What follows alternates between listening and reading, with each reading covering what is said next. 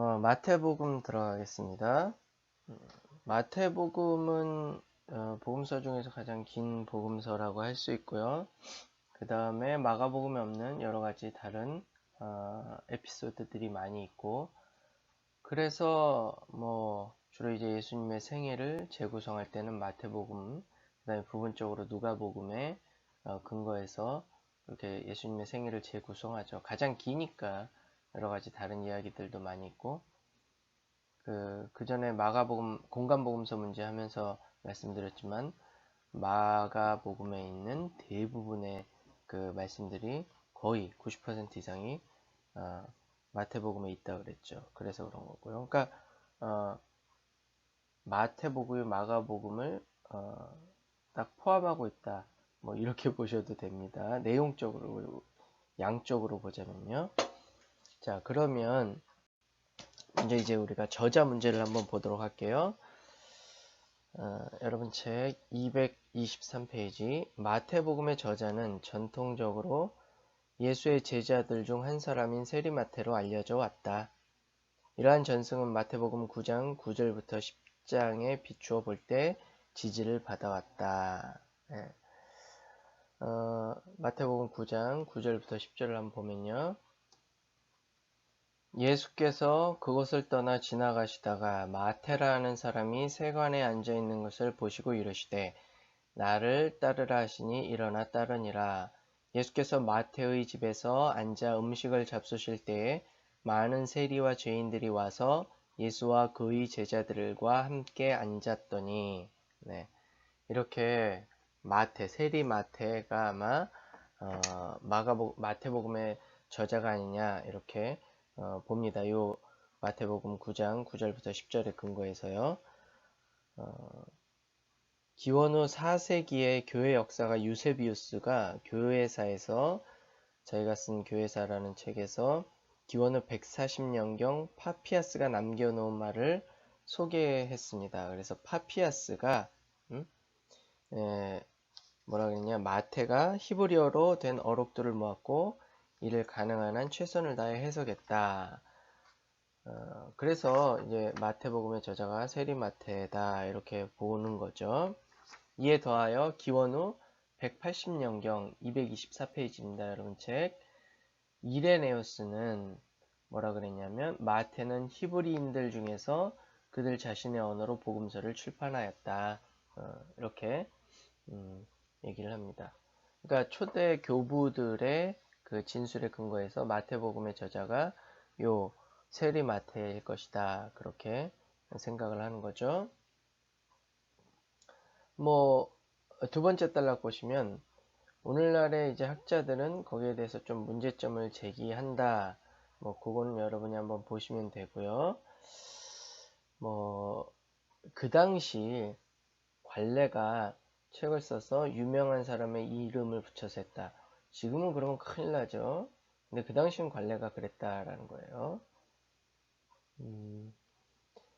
그 다음 단락 보시면 오히려 마태복음이 제공하는 내적인 증거를 통해서 저자의 모습을 밝히는 것도 가능할 것이다. 그래서 지금은 이제 딱히 마태복음의 저자가 마태다, 이런 마태다, 저런 마태다 이렇게 딱 콕 집어서 얘기하기보다도 마태복음의 저자는 대략 이러한 성격일 것이다. 그러니까 유대 문화에서 자랐다, 아니면 바울처럼 헬라 문화에서 태어나서 디아스포라 유대인이었다, 또 친유대적 성향을 갖고 있었다, 반유대적 성향을 갖고 있었다. 대충 이렇게 그 저자의 어떤 정체성을 밝히는 그런 겁니다. 내적 증거를 통해서. 그 중에 하나가 뭐냐, 마태복음의 저자는 구약을 많이 인용하고 있다라는 거예요. 그게 뭡니까? 구약을 많이 인용한다라는 것은, 다른 복음서 저자들보다 많이 인용한다는 것은 유대교적 문화에서 살았고 교육을 받았고 그래도 좀 친유대적이다라고 할 수 있는 거죠.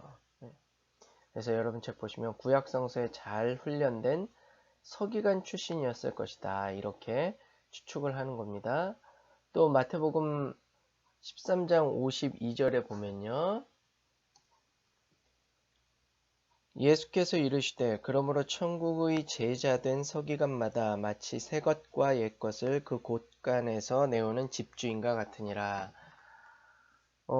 서기관이 이렇게 긍정적으로 표현된 거죠. 이게 신약 성서에서 서기관을 긍정적으로 표현한 유일한 곳입니다.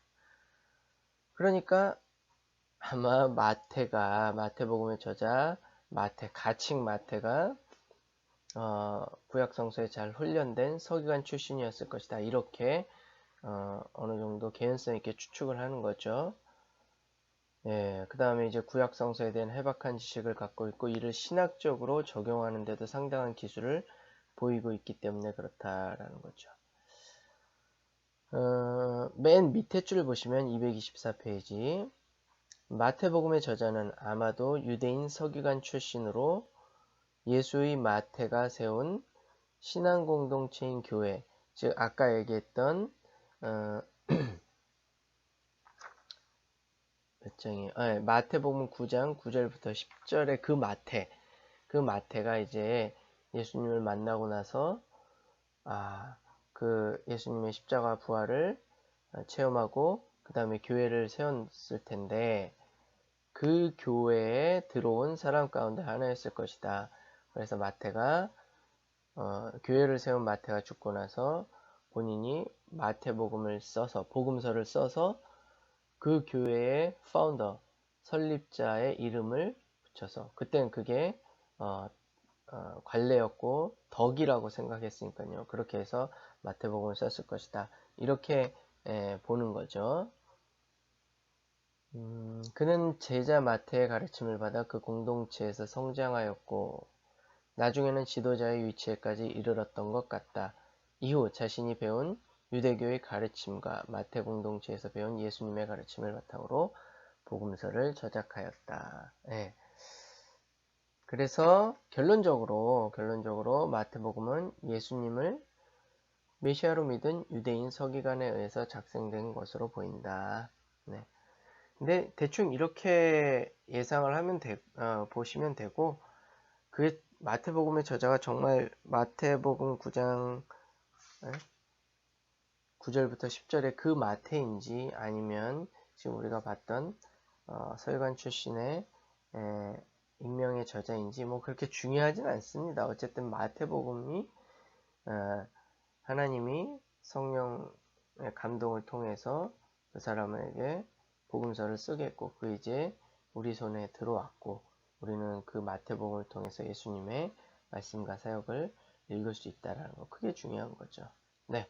그 다음에 이제 사용 자료는 우리가 공간복음서 문제에서 얘기했듯이 마가복음을 누가복음도 그렇고 마태복음도 그렇고 마가복음을 중심으로 해서 썼다. 그 다음에 같이 공통적으로 사용한 자료는 Q 어록 자료고요. 그 다음에 각각의 고유 자료가 있었다. 뭐 그 정도 보시면 됩니다. 사용 자료는. 그 다음에 저작 시기 227페이지 한번 저작 시기 보시면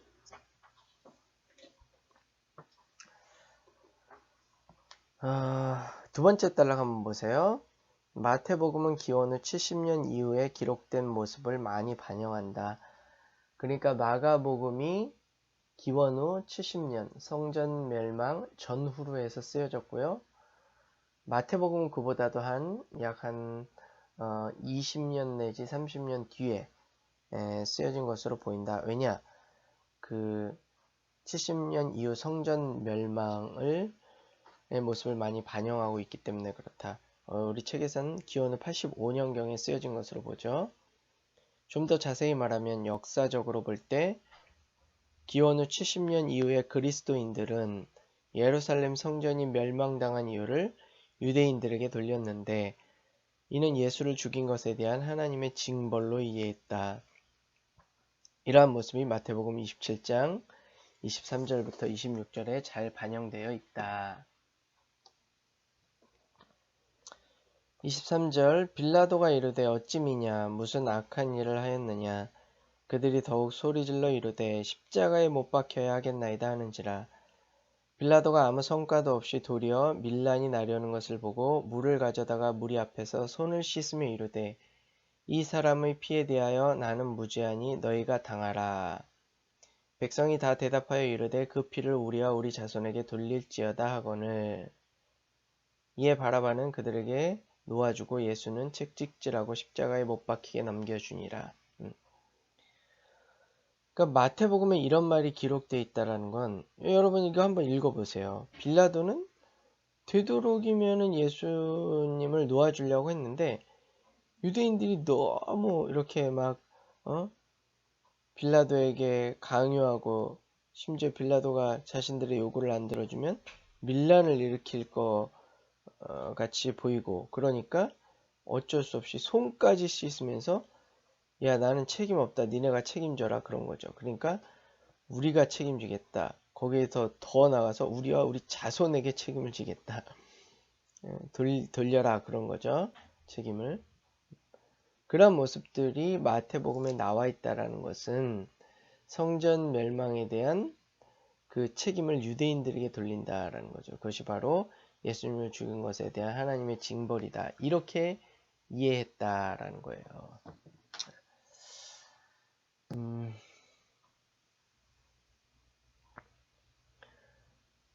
그 다음에 그 다음 단락 한번 보시면요. 마태복음의 저작 시기에 대해서 좀 더 서술해보자. 많은 학자들은 이 복음서가 야브네, 얌니아를 중심으로 형성된 랍비 중심의 유대주의와 갈등을 반영한다는 견해를 받아들인다. 다시 말하면 기원후 70년 예루살렘 성전이 멸망하기 직전 랍비 요하난 벤 자카이는 성을 탈출하여 로마 군대의 장군 티투스에게 항복을 하고 그의 허락을 받아 야브네에 바리세파 전승을 기초로 한 학교이자 도서관을 세웠다. 그 이후로 거기서 유대주의 정립과 재건을 위해 많은 랍비들이 일을 하였다. 이후 많은 랍비들에 의해 이러한 운동은 더욱 진행되었다.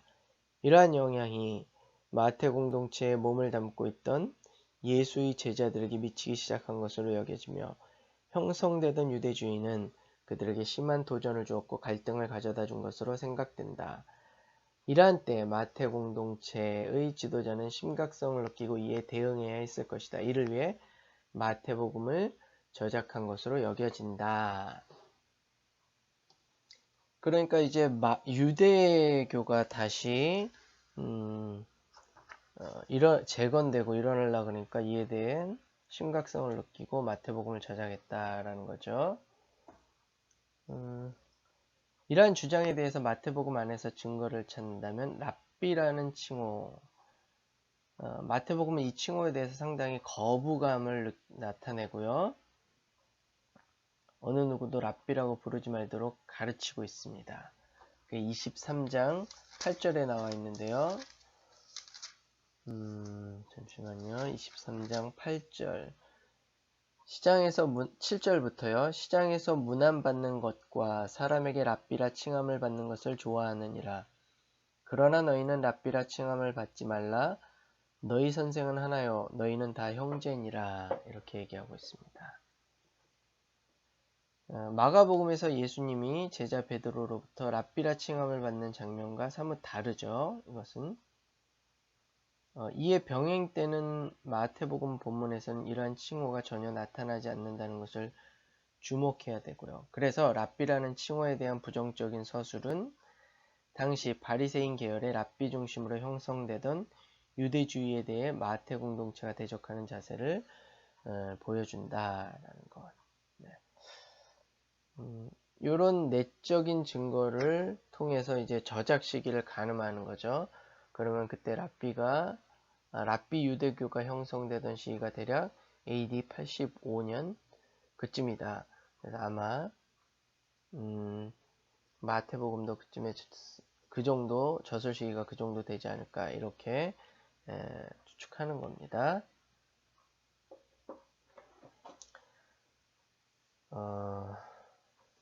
그래서 만약 이러한 주장이 합당하다면 야브네를 중심으로 한 바리새적 랍비들의 유대주의 활동이 시작된 기원후 70년 이후 특히 왕성해지기 시작한 기원후 80년대를 마태복음의 저작 시기로 잡을 수 있다. 그 다음 단락 보시면요. 그러므로 마태복음 안에 강조되는 바 모세의 율법과 예수의 교훈 사이의 병행 비교도 이러한 관점과 상황 속에서 이해되어야 할 것이다. 당시 바리새적 랍비들이 전하던 모세의 율법에 반하여 더 뛰어난 가르침으로서의 예수의 해석과 교훈을 마태복음 저자는 전하려 한 것이다. 네, 그죠? 유대주의가 얘기하는 진정한 지도자 모세, 이보다 예수님이 바로 진정한 지도자이자 하나님의 아들이자 메시아이다. 그래서 이제 마태복음에서 나오는 중요한 그 산상수훈에서 나오는 중요한 것 중에 하나가 안티테제. 모세는 이렇게 말했지만 나는 이렇게 말한다. 그거죠. 네. 그 다음에 이제 마태복음에는 이렇게 유대교로부터 박해받는 상황이 잘 나타나 있습니다. 마태복음 10장 17절 이하를 보면은 또 그런 게 좀 잘 나타나 있죠. 17절 보시면 사람들을 삼가라 그들이 너희를 공회에 넘겨주겠고 그들의 회당에서 책찍질하리라. 또 너희가 나로 말미암아 총독과 임금들 앞에 끌려가리니 이는 그들과 이방인들에게 증거가 되게 하려 하심이라. 이런 거고요. 그 다음에 23장 24절에서도 그렇게 유대교로부터 박해받는 정황이 나와 있습니다. 23장 34절 그러므로 내가 너희에게 선지자들과 지혜 있는 자들과 서기관들을 보내매 너희가 그 중에서 더러는 죽이거나 십자가에 못 박고 그 중에서 더러는 너희 회당에서 책찍질하고 이 동네에서 저 동네로 따라다니며 박해하리라. 회당에서 책찍질하고 이 동네 저 동네 따라다니면서 박해하는 거예요. 바울이 그랬죠. 기독교인들을. 이러한 박해받는 정황이 나와 있고요. 그 다음에 마태복음 여러 군데서 너희들, 너희 회당 이런 용어가 나옵니다. 이런 거 보면 이제 그 당시 유대교가 그리스도인들을 예수님을 구세주라고 고백하는 예수님을 믿는 그리스도인들을 많이 박해했고 교회를 박해했다. 그런 상황을 볼 수 있고요. 그런 상황은 대략 AD 85년 쯤이다. 그래서 마태복음의 저술 시기가 약 AD 85년일 것이다. 이렇게 예상을 하는 거죠. 그래서 이러한 그 내적인 증거를 통해서 마태복음의 어떤 그 저술 목적이나 일부분 신학적인 경향도 볼 수 있고 저술 시기도 가늠할 수 있다라는 것. 그다음에 저작 장소는 뭐 우리가 좀 알기 쉽지 않고요. 그래서 이건 좀 넘어가도록 하겠습니다. 230페이지 저작 목적 보시면 마태복음은 옛것에 대한 정확한 역사적 보도를 그 목적으로 하지는 않는 것 같다. 이는 이미 마가복음이 그랬던 것과 맥을 같이 한다. 마가복음은 복음서라는 새로운 문학적 형태, 장르를 탄생시켰는데 이를 마태복음 저자도 받아들여서 사용한 거죠. 문학적 새로운 장르. 물론 뭐 유사합니다. 완전히 무에서 유로 빵 나온 건 아니고요. 기존에 예를 들면 어떤 구약의 선지자들의 전기, 그 다음에 헬라 문학의 어떤 그 위대한 위인의 전기, 어떤 다른 문학적 장르 이런 것들이 조금은 녹아 들어가 있습니다. 그럼에도 불구하고 새로운 장르다. 캐리그마를 중심으로 한 새로운 장르다. 아니면 순환사회를 중심으로 한 새로운 장르다. 이렇게 보고 있는 거죠. 그 장르를 문학적 형태를 마태복음 저자도 받아들여서 사용했다. 다시 말하면 예수의 전기가 포함되어 있기는 하지만 그에 대한 이야기를 통해 독자들에게 전기적 교훈 이상의 것을 전하려는 의도가 마태복음에 깔려 있다는 것이다. 그런 겁니다. 그러니까 어떤 외형적인 모습 그런 것들은 어느 정도 비슷하고 차용을 했지만 그 전기를 보통의 전기가 비블리오그라피가 전해주는 그 이상의 것을 전해준다라는 거죠. 그게 바로 믿음이자 신앙이죠. 또 예수님을 만났을 때 어떤 그 감격, 자신의 근원이 어디서부터 나왔는가, 그런 것들. 그래서 마태 공동체를 위한 선포적인 교훈을 담음으로써 그 공동체 상황을 유추할 수 있게 된다. 한 줄 내려와서 이는 마태복음이 당시 바리새인들을 중심으로 한 랍비들에 의해 형성되던 유대주의와의 관계에서 이를 극복하고 그들을 설득시킬 만한 교훈을 전하는데 주된 목적을 가진 것으로 여겨진다. 네.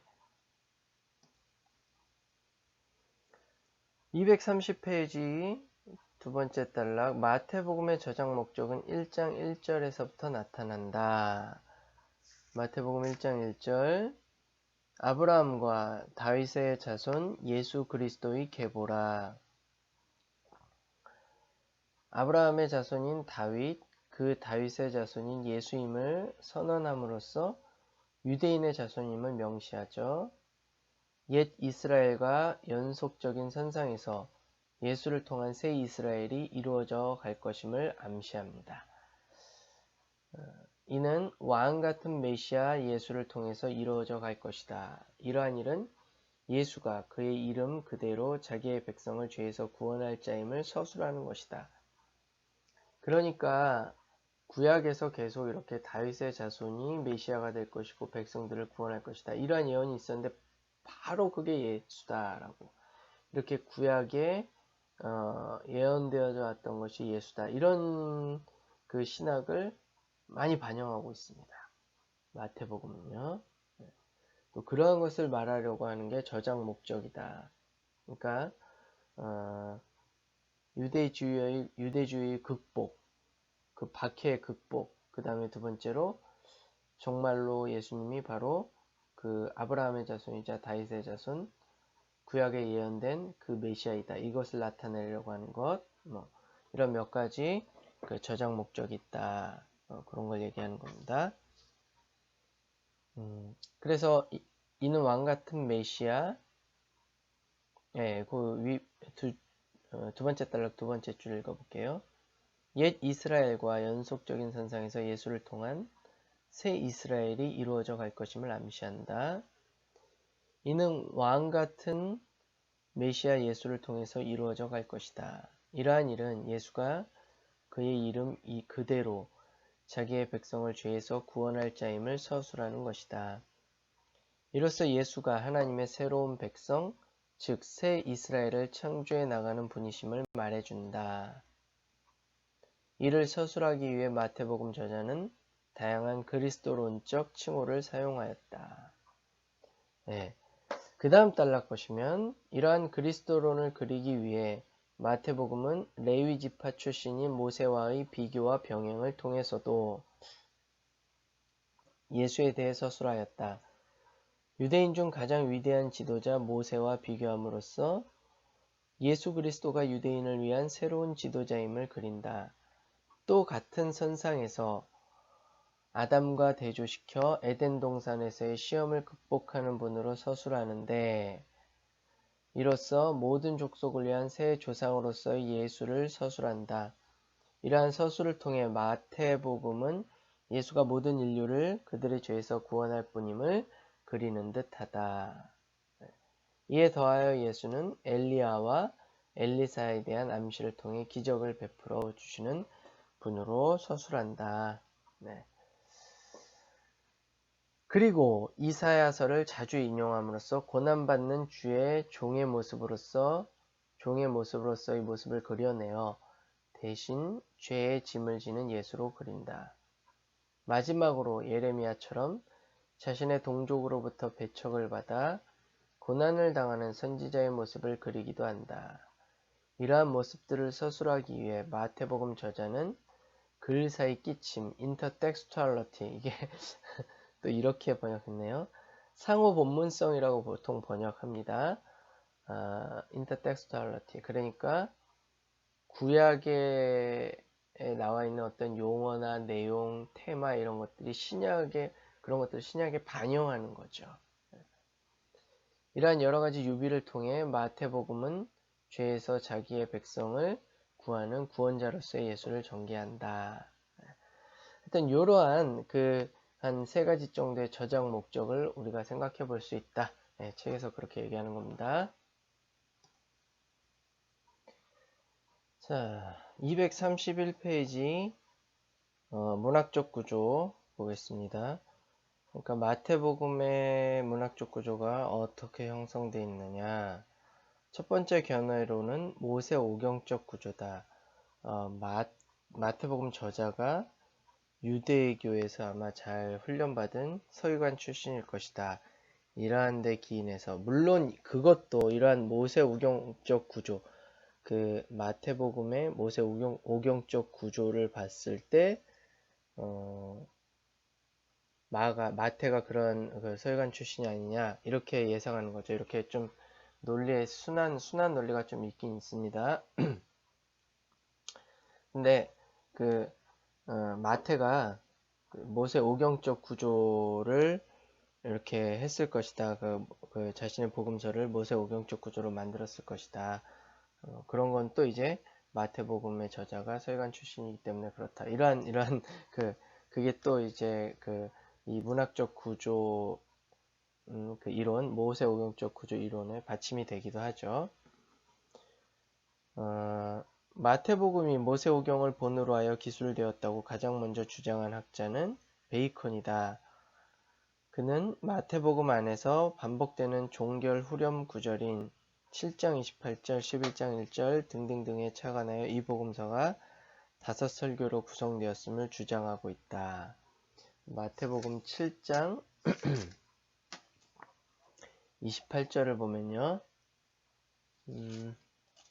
예수께서 이 말씀을 마치심에 무리들이 그의 가르치심에 놀라니 이는 그 가르치시는 것이 권위 있는 자와 같고 그들의 서기관들과 같지 아니함일러라. 네.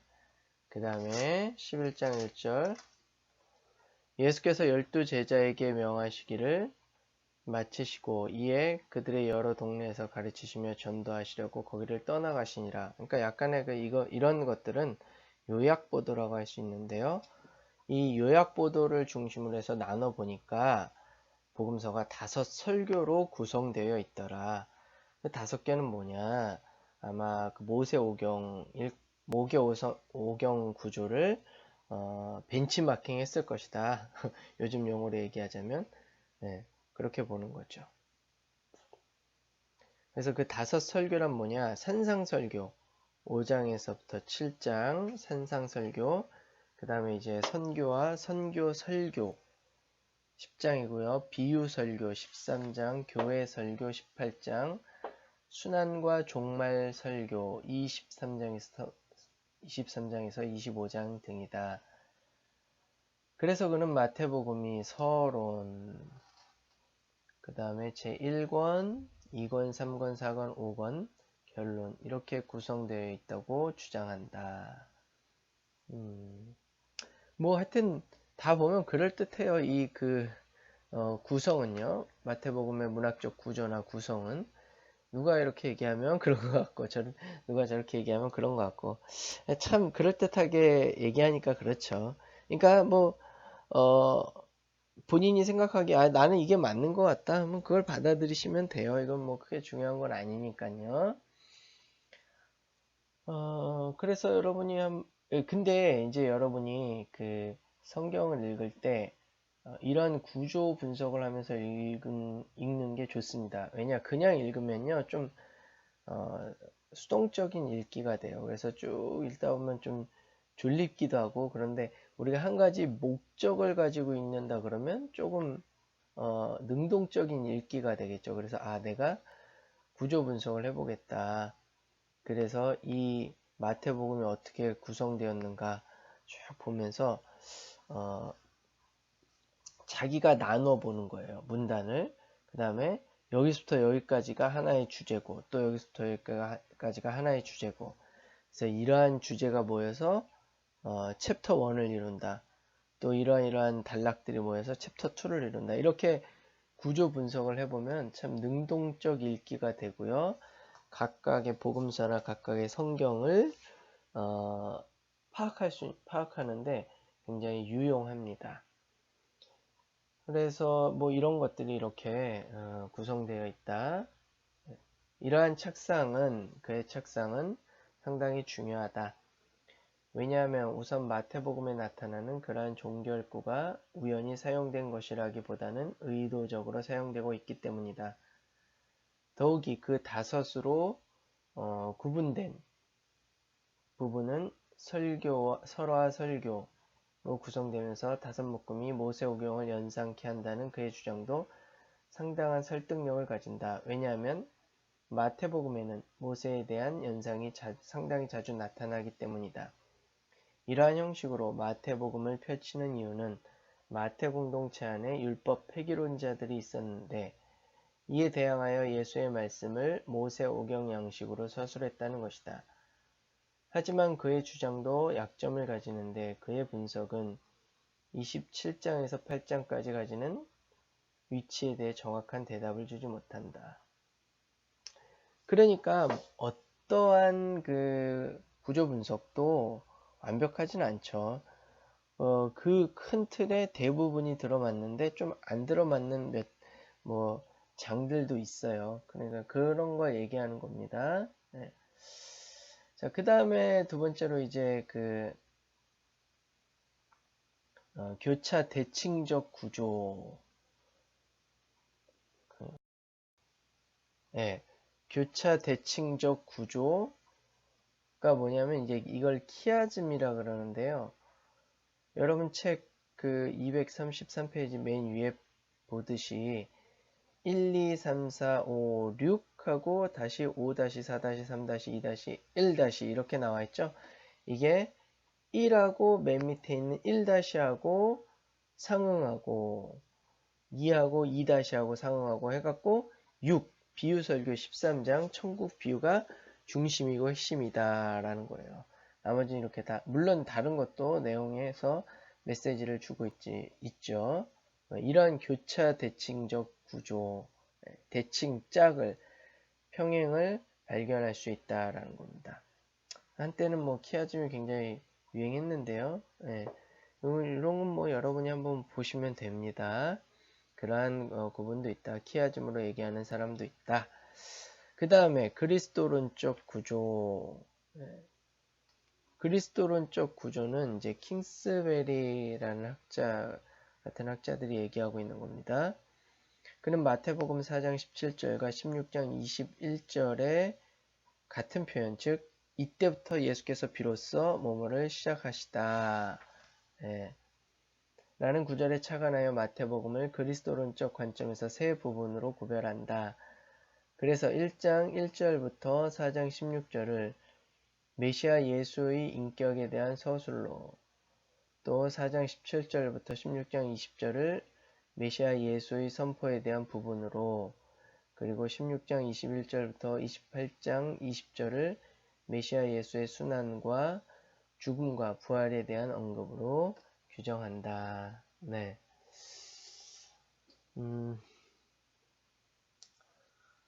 이러한 구조는 모세오경적 구조와 교차 대칭 구조에 대한 대안으로 제시된다.